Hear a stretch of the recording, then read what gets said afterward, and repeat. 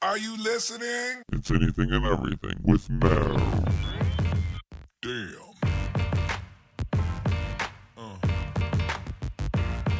Yeah. Yeah. Hey everyone, this is Anything and Everything with Matt. One of our first video podcasts we'll be doing. I'm here today with my psych professor, Mr. Bradley Mitchell. How's it going? It's going well. So I guess we'll start with telling us a little about yourself. As you mentioned, I'm a psychology professor for Ivy Tech in Valparaiso, Indiana. I have quite a few different specializations, kind of eclectic in what I enjoy. Right now, my interests lie in behaviorism and also consciousness, how the interplay of what we do in daily life is manifested internally within us. Very interesting. And how long have you been studying that? Well, I've been studying psych since I can remember, but just bouncing around into different specializations is kind of a perk of being in the academic world, because you can basically whatever it is you get interested in, you can kind of use the teaching environment to kind of bounce ideas off of people. So I've been really interested in consciousness for the last couple of years, because it's just been a topic that doesn't get addressed a lot. It's one of the softer sciences because there's no tool out there that can really effectively measure consciousness, and so it's a little bit more on the realm of philosophy. But it's still something that we need to have a good understanding of. So, do you believe that the consciousness is more of a thing that's just in the brain, like? You think it's just created from the brain, or do you think it is something that is beyond, I guess, life? Yeah. The struggle to even ask the question indicates that it's something that we don't even have a good foothold on where to start. For the longest time, we've been dealing with the brain and the mind as this dualistic thing. 2,000 years, we've been saying that dualism is what's going on. We have a brain and we have a mind. And so one is the meat machine, one is the carbon-based entity, and the other one is kind of the ineffable, can't touch it thing. And dualism has always said that these two things they're two separate things, but they are inextricably linked. When you unlink them, you no longer have a human being. I kind of struggle with the mind being, or consciousness being simply a product of the brain, because we have so many different instances where there's incomplete brains or brains that have fundamentally changed, and yet the mind remains. And then tiny little changes to the brain indicate that a new mind or a new person or a new consciousness comes into being. And so we don't have a really great understanding of that, coupled with the fact that, not to go too Freudian, because I know that kind of turns people off, but there's consciousness, there's subconsciousness, there's unconsciousness, and we treat the subconscious and the unconscious as if it isn't us. I always hear people say, I had a dream about something, and I had, this event happen, but I can't control my dream. Well, if you can't control your dream, then who the heck can? It's you. And so if you are unconsciously thinking of something, who is that? Who is making that thought process? And so it's fun because the more you dig, the deeper the hole is. And I've yet to figure out a way to dig upwards. So it's just a very interesting topic to get lost in. Yeah, I can see that. It's very, I guess, controversial, because some people believe that, that we are sentient and we are in control of our own choices. And then there are some people who believe that we don't have free will, and that everything is kind of, based off of some other chemical reaction in our brain making us do what we do. Mm-hmm. And it's kind of scary when you think about it, Yeah. It really. And that's a new subfield out there called behavioral economics. And behavioral and neuroeconomics. And one of the tenets of neuroeconomics is that we basically, all decisions are made by the neurology of the brain and the biochemistry of the brain, and our consciousness is basically spending all its time justifying why we did that, because we are a single entity. So there's a theory out there that says we're basically just we are lacking of free will, but we're consciously trying to justify why we did something because we're the ones who are doing it. And they've actually had some pretty interesting research where they've actually shown that these decisions are being made before the person even knows that they're making the decision. And so the only thing the consciousness can do is be justifying why they did it. And it gets into cognitive dissonance of, I did it, therefore I must have had a reason for it. And that's what the mind is doing. And that gets scary for some people because, it gets into that, well, then who is the controller? If I can't control my brain, if I can't control my neurochemistry, we have this innate human belief that somebody has to be in control. So who is it? And I'll leave that open because there's so many different really fun answers that you can talk about. Mm-hmm. Like if I'm like, why did I drink that?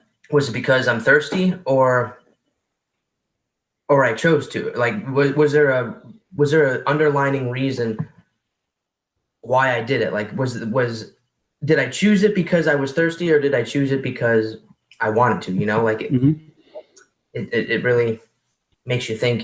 Who was the one who made me pick up that drink? Mm-hmm. Yeah, and we have tons of different models and theories, even within the realm of psychology. And psychology doesn't house everything in the world. One person would say, well, that's drive reduction theory. You picked up that because you had a drive of thirst, and therefore you took the drink to get rid of that drive so you can get back to homeostasis. Other people would say that it was something behavioral, that you just do this when you feel like you need to, or you feel like you're being reinforced for it. The biological person would say you need sustenance, and therefore your body's just driving you to do that. And then there's other people who just, sociocultural, that you took a drink because of something that was going on within the culture of this conversation. None of them are correct. They all have a component. And the whole matrix theory of it all is that it's possible that you were just programmed to do that whoever did that, whoever came up with that idea. So if all human behavior is on some level predictable, can you theoretically, can you create like a machine or a computer that can almost simulate all of can it simulate all of the choices that you would make? And I almost predict, can it be a predicting type of system that it can? If people can predict human behavior, then could a machine do it on a rapid level? And should we be worried about that? Yeah, a machine can actually do it on a much more effective level than a human can, because a human's always going to be taking into account the drive of the person and the idiosyncrasies of the person. A simple, not even an artificial intelligence, but just a simple algorithm does a really good job of predicting what we're going to do and why we're going. Not necessarily why, but it's going to know fundamentally why we are doing things, and it's going to create a possible atmosphere to make that choice be less of a choice. This is where a lot of our best psychological minds get poached into marketing, because they're trying to figure out how to move people towards a predetermined goal. And whether that just be staging in a supermarket or a Super Bowl commercial for a Kia Optima, it's all about trying to get people to not make a decision on their own, but make them, kind of that inception idea of making somebody believe that they came up with an idea on their own, when actually everything was put into place for that person to do what was meant to be done by somebody who's created it. It seems very, if you have the power of manipulation and the power to almost predict what people are going to do, you know, based on your action. I feel like that is a great responsibility that you have, and you know, it could be used. There's so many people who are using that, like, and taking advantage of people. There are so many. I mean, I feel like that is such a dangerous thing. You could either do what you do and help people, you know, and become a therapist with it, and learn how to manipulate people to empower themselves, to learn how to empower themselves, or you can manipulate people to, you know, do your bidding or for personal wealth and gain. Mm-hmm. I mean, it's pretty crazy.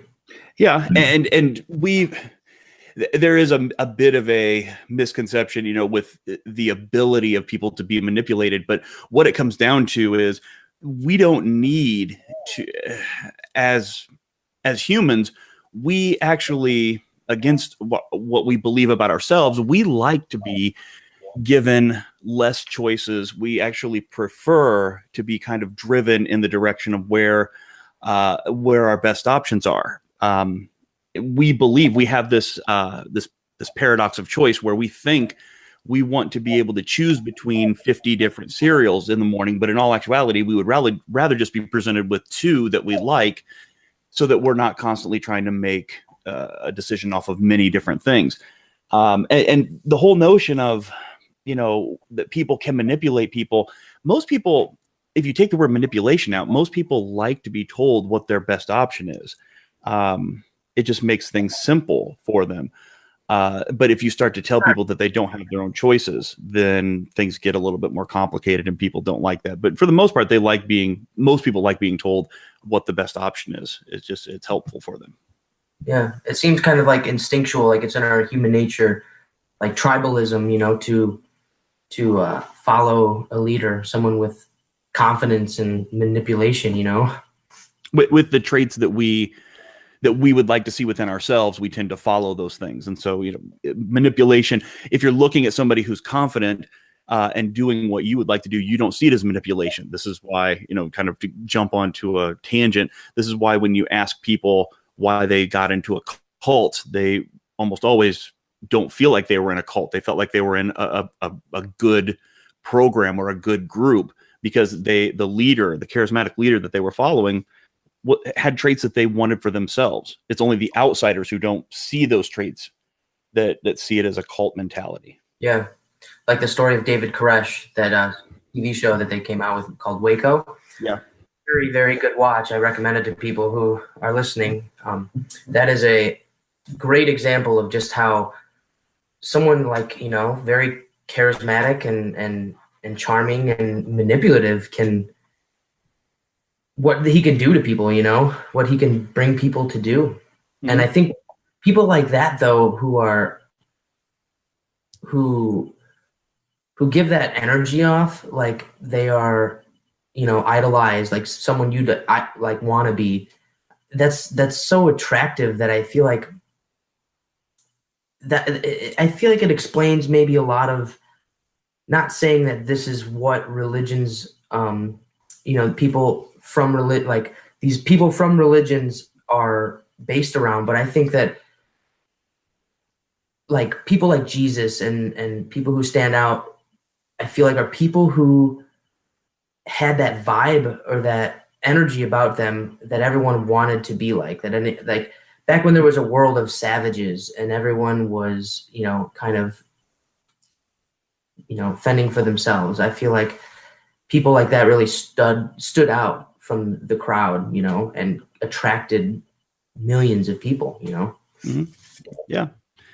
Yeah, and I think, you know, it's hard to compare, you know, somebody like Jesus or Buddha to David Koresh or Jim Jones, but I really think that David Koresh and Jim Jones and people like that, and even people like Charles Manson, they started out with, I don't think that most of those people started out, you know, thinking that the end of this is going to be some horrific event.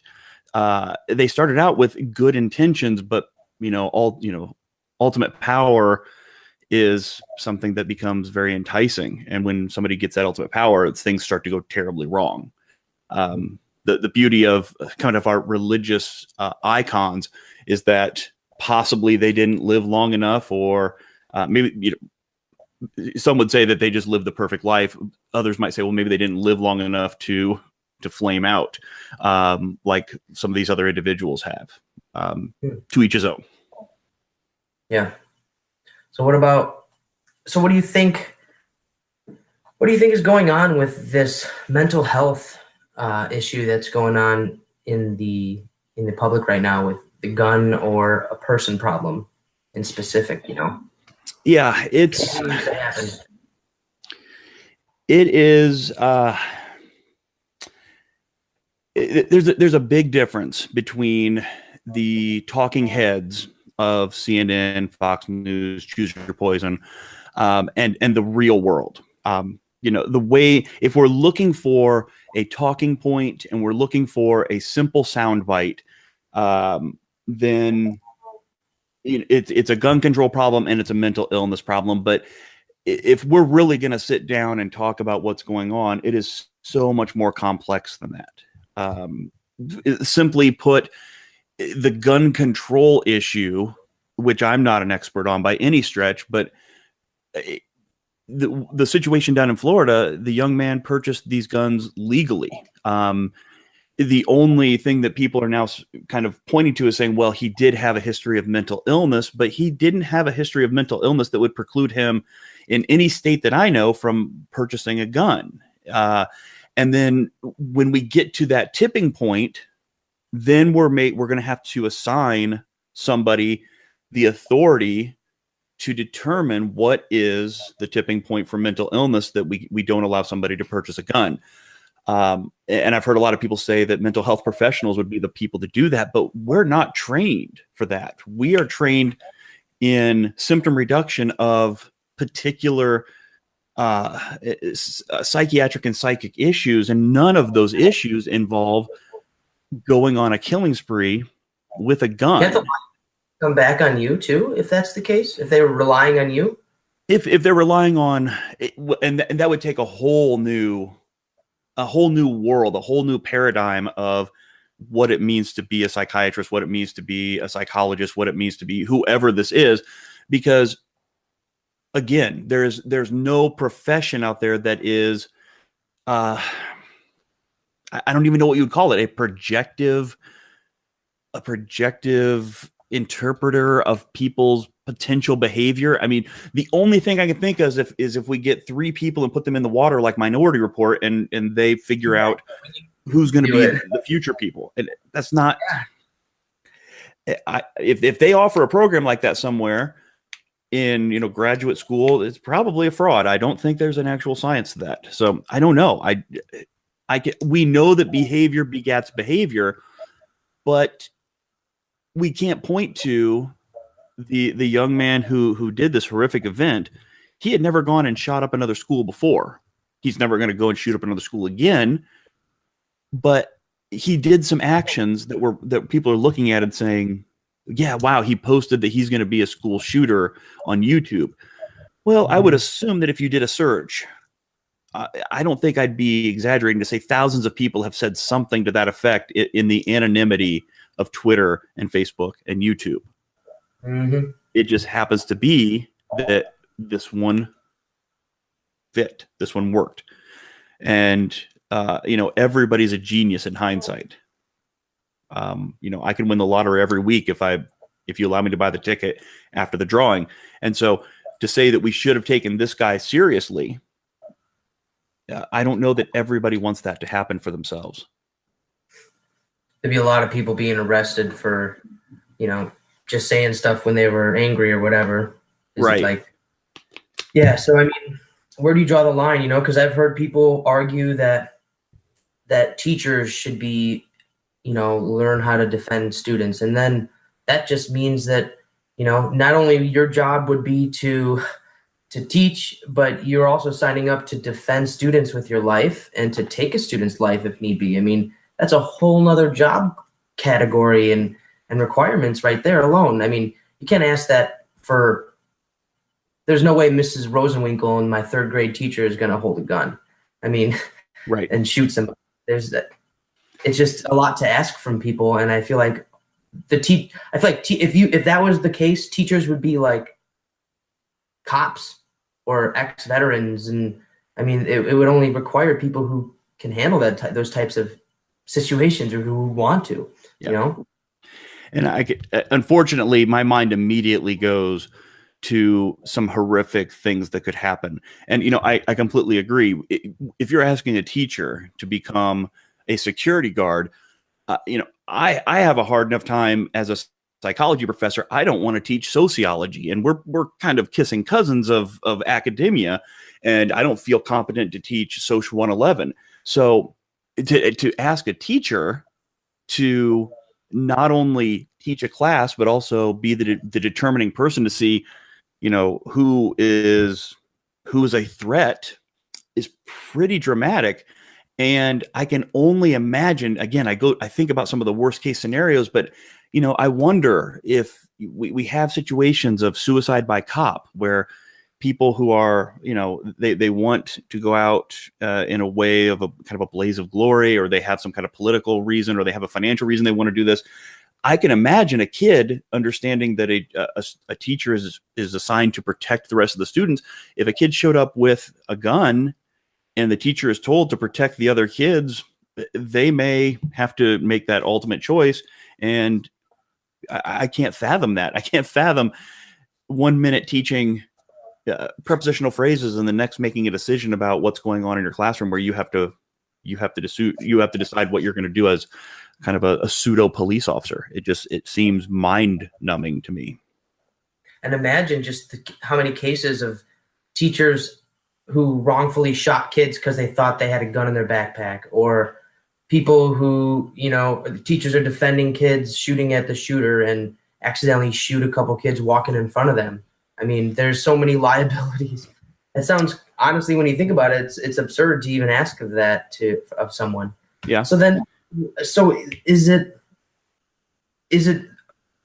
you were saying before about how people with mental health like that, unless you have like a predictable machine, you can't really, there's no way of determining that they're going to go out and do that.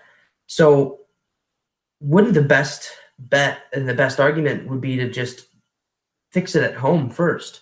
Is it nature or nurture?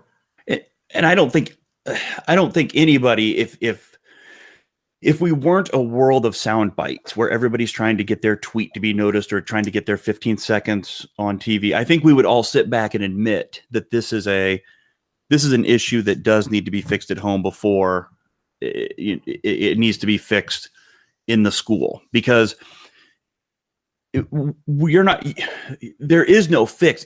You could arm every single person at a school and it still doesn't fix the fact that somebody wanted to come in and do this. And I think that that's something that we forget, that for every person that does this, there are others that want to and don't. And that is partially a success, but also partially what's going on that's causing people to want to do this, to engage in such a horrific, earth-shattering event. And I don't think we can dismiss the fact that this is a home issue. As I was thinking about this for the last couple of days, I was looking at what are some commonalities in these individuals that we keep seeing. And the one thing that keeps popping up is the fact that most of the ones that I can think of in the past, 15 years, everything from Columbine to Sandy Hook to this most recent one, they're people that were kind of dismissed from the herd. They were people who didn't have their own. They may have had their own small clique, but that clique was also maybe dismissed from the herd. I think that was the Columbine shooters.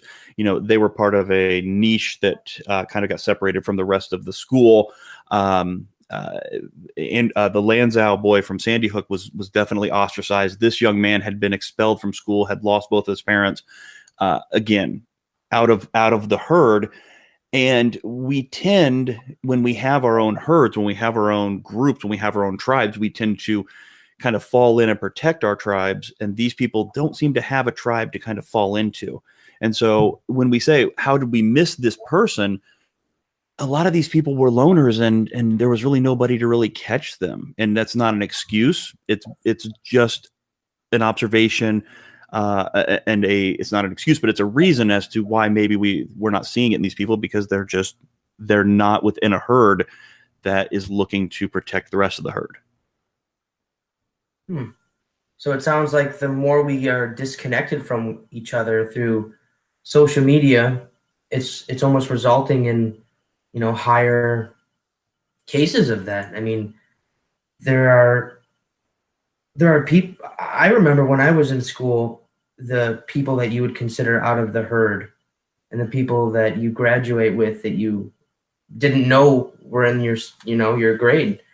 And to even try to fathom, to put myself in one of those people's shoes, I mean, it's impossible. Like, just to think of how lonely you must feel, and to get my mind inside like one of those killers, they're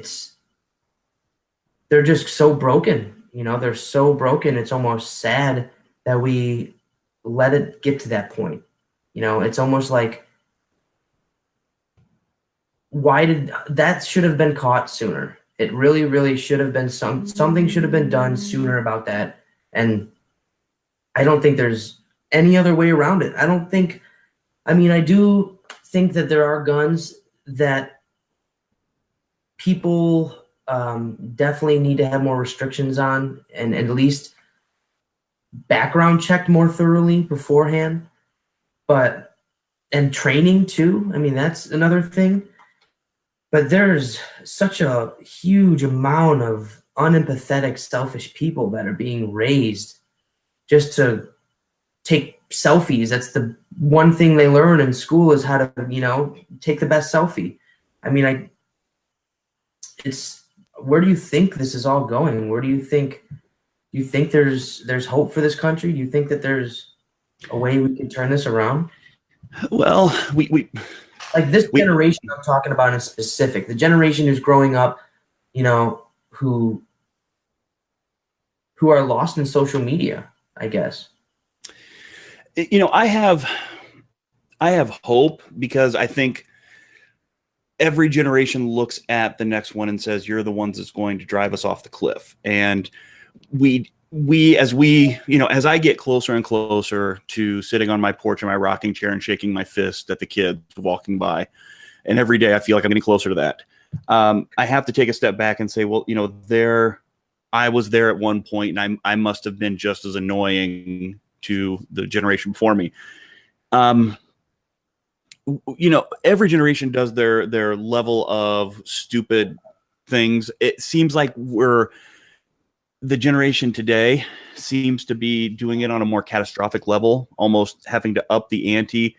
And I hate minimizing it and getting it down to trying to blame social media or anything in particular. But I do think that the way people get attention nowadays is to be more bombastic, is to be more, to be the person that does something even more bizarre. There are people who are trying to get attention from eating Tide Pods, and so they're okay with harming themselves, and so harming other people is just an extension of that. To say, is the world doomed? No, the world's not doomed, but we have to figure out how to drive people in the right direction. My personal belief is gun control, is not the fundamental answer. And that's not because I'm pro-gun or anti-gun. It's because I'm pro-realism. You take away all the guns, and if somebody wants to do harm, but you look at Europe, one of the big things that is happening right now are people using trucks and cars to just plow people over. You take away cars and trucks, then you go back to, what is it, the 80s, when they had the tainted bear aspirin. Somebody could just go into a school and put some nasty things into the cafeteria food, and you could have a catastrophe just as bad as a shooting. If somebody wants to do harm, they're going to do harm. we can't. What are we going to do? We're going to take all the rocks away and replace it with Nerf. It's not possible. In countries that don't have guns, we see things that are actually, seem to us to be more horrific, like acid attacks. We don't have, fortunately, knock on wood, we don't have a lot of acid attacks. But if you go over to Europe and the Middle East, there are people who are throwing acid in the face of people that they don't like. I'm definitely not trying to minimize a shooting spree, but that's pretty horrific as well. And it's you can't take away acid from the world. There's just, if people want to do harm, they're going to do harm. And so we have to figure out, be replaced, with something else if you take it away. Yep. Pick your poison. If we take away, if you take a drug off of the market, it's always replaced by another drug. If you take gambling off the market, there's another form of gambling. If you take legal alcohol off the market, you get bootleg. Humans are adaptable in the best ways and in the worst ways. So it's the fact that you can get everything so easily. Is that a fact of it? Like a person with depression who has a gun is way more likely to commit suicide than a person with depression without a gun, So in that sense, what do you do about someone when you talk about mental illness, a person with a gun, Well, if somebody truly does have suicidal ideations, the availability of an end of life tool is not going to either make them do it or preclude them from doing it. They're going to access it. I do agree that it may be more immediate. I haven't read any research about whether or not having if there's a high. I guarantee you, it stands to reason that people with guns available are more susceptible to suicide by gun, because that just makes sense. If you have a car, you're more susceptible to driving and wrecking. But I do, there's just because some people will do that, other people argue that that shouldn't preclude responsible gun ownership. And I don't even want to get into the poli-sci aspect of, Second Amendment and people arming themselves and militias and all kinds of fun things. There's arguments on both sides. Yes, there are civilizations in the world today where there are no guns and everything is peachy. There are civilizations right now today that there are no guns, but there are. And when you make guns illegal, only criminals will have the guns. And I don't know if that's the right answer or not. So if you were president, what would be your option? What would you try to do? What measure would you take to try to tackle this problem? First thing I would do is I would retire and figure out who made me president, because that was a bad idea. But if I have to make some kind of decision, I don't know, because any decision that is made right now is so politicized. Right now, I think the figure I heard is that there's like 380, 400 million guns in the United States and only 350 million people. There's more guns than people. We could go the route of Australia, where we offer to buy them back, but they only got a third of the guns out of people's hands. And so the only people who sold them back were people that probably weren't going to use them anyway. And this is an assumption, but the criminal is not going to sell back their gun because they need it for their way of life. The hunter is not going to sell theirs back because they need it for their way of life. The family member who lives in a bad neighborhood is not going to sell theirs back because it's part of their way of life. So confiscation, to me, that doesn't even make any sense whatsoever.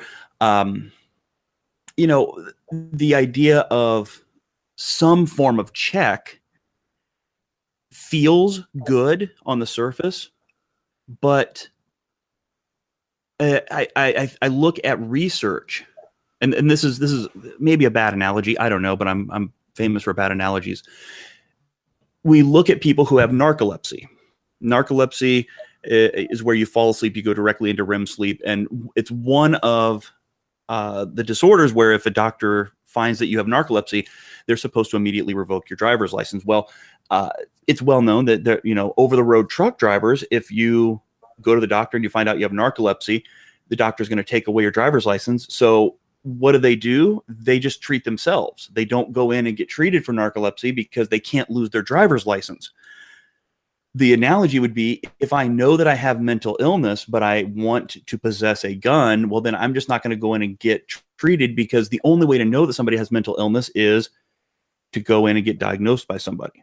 So if you want to do psychological testing for every gun purchase on a professional level, I support it, because that means more psychologists have more jobs. But I also know that there's going to be a website that's going to be up within days, probably on Reddit, on how to answer the questions correctly so that you can get your gun, even if you're batshit crazy. So that isn't the answer. Waiting periods don't seem to be the answer, because in the last few situations they've been stockpiled. So it's not like somebody did this off the cuff. If you're pressuring me to say that, what is the one thing I would do? I would, I don't know. I guess the easiest way is to say, let's look at curtailing these rapid fire, and I hate the AR-15s, but again, most people don't need those, but you're making that the devil, and it's not the devil. It's just a nasty looking gun that does rapid fire, does hold a bigger clip, but I mean, aren't there certain types of shotguns that are illegal, and like you can't possess, explosives for a reason, Yeah. I can't own a nuclear bomb. I can't own a grenade launcher. I can't own. Again, every state is going to be different, but I think that there's some really, really heavy duty licensure that is required to own a fully automatic gun. But to be perfectly honest, a fully automatic gun in these situations would almost be counterintuitive, because you would be, it would be hard to control. If you look at the people that have committed these crimes in the last, if you look at like the major faces that I can see, which would be the Sandy Hook shooters, the Columbine shooters, the Florida shooter, they weren't big military dudes. They were littler guys. They were, and if you tried to give them a fully automatic gun, it would almost, in my mind, I just see cartoonishly them falling over, because the recoil would just push them back. I even think like a bump stock would it wouldn't work for them. They, these guns that they use are powerful, but they're not powerful enough that it would stop them. So again, as I'm sitting here, again, this is not my level of expertise, and anybody who knows more about guns is probably screaming right now at how ignorant I sound. But to me, it doesn't seem like the weapon is the problem; it's the person. But knowing how hard it is to just get somebody admitted for a 72-hour hold, I don't know how we can curtail them from owning something that they can access in many different ways. What about the argument that it's all of our problems, or the people who, I wouldn't say all of our problems, but on a level, the fact that we let people slip by those cracks and I guess just live so sad and lost and not in a group, not accepted by anyone. I feel like that's almost irresponsible on someone who claims they, have empathy or have a heart and cares about other people. Shouldn't we be reaching out to everyone? And if not, shouldn't you tell on your neighbor who seems dangerous? And I know in this case scenario it did happen, and the FBI had some heat over that, because they were looking into this kid a couple of times, or like a couple of months ago before the situation, and nothing happened. Mm-hmm. It's a fine line. It really is, because some people are Okay, so using my verbiage, some people are extremely introverted, but they're not dangerous at all. I would venture to say that some of the people that live in my neighborhood, that I've never spoken to, could, if we're using that logic, could look at me and say, wow, that person, I see him leave, I see him come, I see him mow his lawn, but other than that, he doesn't talk to me. Maybe we should call the FBI and make sure that he's a safe dude. And I guess I wouldn't have a problem if the FBI showed up and asked if I'm a safe dude, but we have to be careful with that, because we are getting fragmented from our communities. You look back, and 100 years ago, 150 years ago, you couldn't, it would be impossible to live isolated unless you were just a woodsman. As we've kind of made it easy. I was just talking in class today about the fact that with agoraphobia, it's possible now to really be agoraphobic and nobody know it, because with Amazon and Papa John's delivering, and you wouldn't have to leave your bedroom. I mean, you literally could. Now that I think Amazon or somebody starting to do pharmacy delivery. I mean, geez, you could really be okay for, never leaving your house. And those aren't the dangerous people, but we may not know what's going on inside those houses until you're catastrophe. Right. There would be an enormous amount of calls that the FBI would get for people who, are just recluses. Mm-hmm.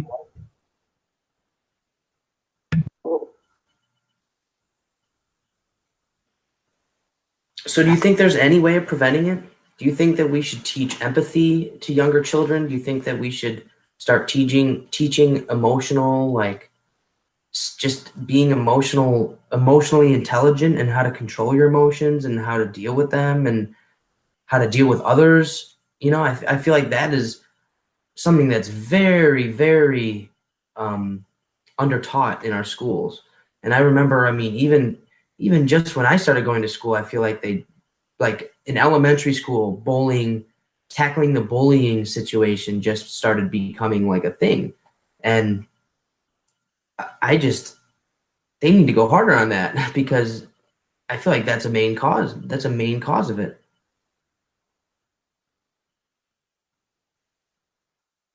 Oh, I can't hear you here. There it is. Okay. Oh wow, it's too loud. Okay, so yeah, I think that there is something to that. There's been research to show that emotional intelligence is something that needs to kind of be taught and kind of be focused on. There is a less vocal group of social scientists who kind of argue the counter, that as we try and artificially manipulate the social interactions of people, that we're creating these situations where people no longer know how to cope when their coping mechanisms are no longer working for them. And so if we continually tell people, don't bully, don't bully, don't bully, don't bully, and then they get into a situation where there is a bully situation, they have no clue how to cope with it. And it's basically the nerfification of the world. It's if you never let your child interact with people, and you vaccinate them with everything you can, and you sanitize the house every twice a day, the first time they go out into the world and see get a germ on them, they're going to get very sick.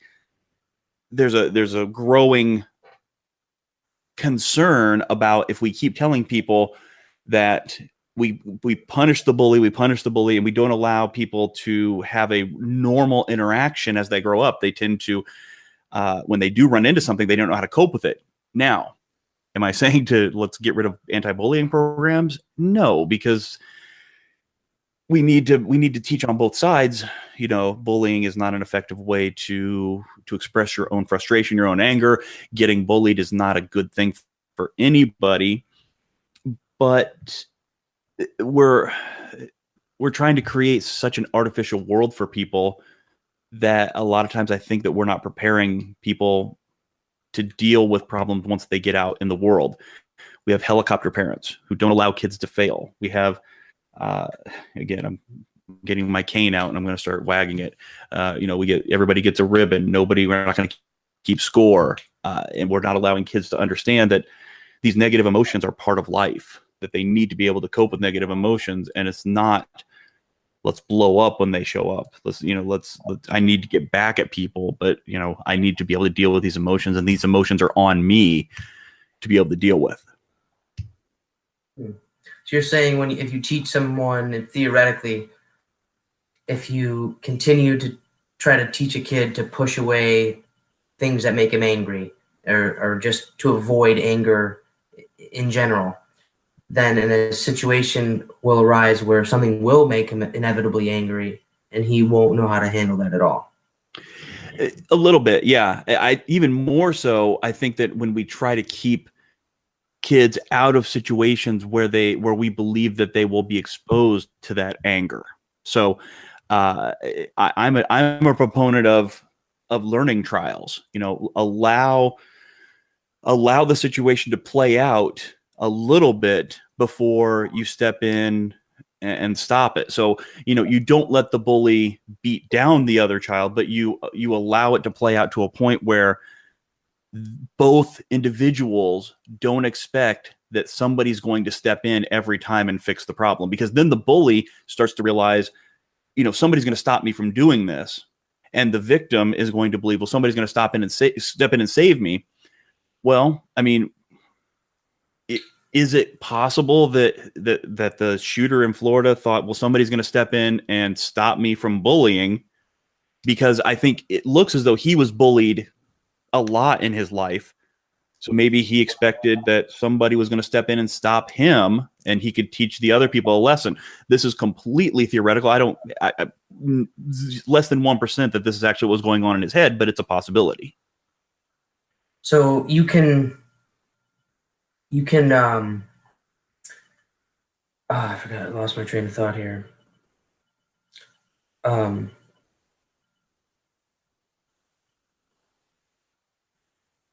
Shit. That's what the editing button's for. Yeah. I lost it.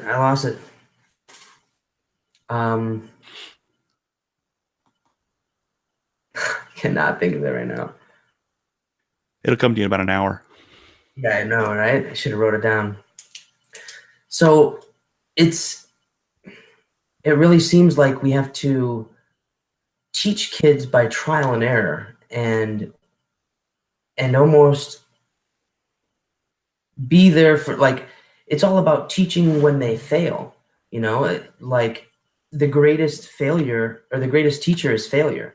And you can only learn from, I guess, your mistakes, like empowering a kid to stick up for himself is more important than sticking up for the kid yourself, Yeah. And allowing kids to feel some pain and feel some negative emotions.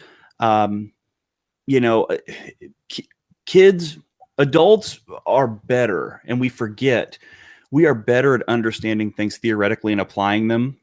Kids aren't that way. If I tell my daughter that eating a whole pint of ice cream is going to make her belly hurt, she can't really conceptualize that. So unfortunately, 1 or 2 times in her life, I'm going to have to let her eat that whole pint of ice cream, and her belly's going to hurt, so that she can look back to that and say, wow, that was not a good idea. And I can remember growing up, my parents did the same thing. Growing up on a farm, they can tell you all day, don't touch the electric fence. But the first time that I tried to step over and make it, I remembered from that day on, electric fence hurts. Mm-hmm. So, people, don't listen on my parents. They were fine. Now it's called, but kids have to learn, and kids have experiences. Bad experiences from my daughter. I wish she could live a Princess Disney life, but I also know that I would be setting her up as an adult. So, yeah. So how do we? It's not like we can just go and tell every parent that they have to, train or teach their kids in this manner. It's almost like we don't have a choice but to start it in the school system. We don't have a choice because that's the only time you really get someone else's kid and have the opportunity to fill their head with other knowledge, you know? And that would be the most crucial time to implement a program where I don't know. I feel like there's something, it hasn't been created yet, but I feel like we haven't, as a nation, put an effort to thinking about something that we can put in place that can maybe in the future, you know, prevent some of these things and just in general create a more emotionally stable people. And you're not alone. Yeah. That's what everybody's thinking right now.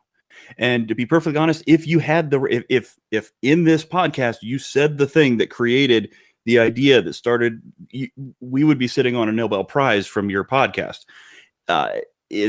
We're all in the same boat that we need to figure something out, but it's everybody comes to the table with a different appetite, and everybody has different, a different background. And even if you teach something in school, it can be negated at home. You teach something at home, it can be negated at school. We want, it's just like psychiatry. We want the magic pill that makes everybody feel good. And it's not there. I don't want to say it's a good thing that these horrific things happen. It's not. But it's also a little naive of us to think that we're going to be able to prevent everything from happening. So we have to find a happy middle ground, and there is no happy middle ground because we don't want bad things to happen. Yeah. And we're not going to tell people to stop thinking about it and, you know, just don't think about the bad things, because you need to consider it. But yeah, if we could figure it out today, we wouldn't need to think about it anymore. And I think it's been we're not the first generation nor the last that need to consider what to do with this. And it's going to be an ongoing struggle. Yeah. If I was in that situation where someone around me or someone I went to school with for a couple of years did something of that level, especially someone I never maybe would have expected. I'm not saying he wasn't one of those people, because I know that people were saying he was people thought that he was one of the type of kids to do that. But in other situations, I would have a problem trusting anybody again. And just, I would constantly fear everyone's behavior, everyone's intent. That would really, I feel like, mess me up. Mm-hmm. I can't even imagine, where do you begin to like recover after that? Like, how would those students going to school? How are they going to finish the year? If some students refuse or parents refuse to send their kids there, like, is there going to be a mass amount of kids who are held back a year because of that incident? Like, I don't know. Yeah, you know, and we can only look at history. You know, I can't remember. I think Columbine. I know that they never went back to that school, but I think that they started classes up at a different school. I think the same thing happened at Sandy Hook. To be honest, each student is going to have to take their own journey. Some are going to be ready to be back in school now.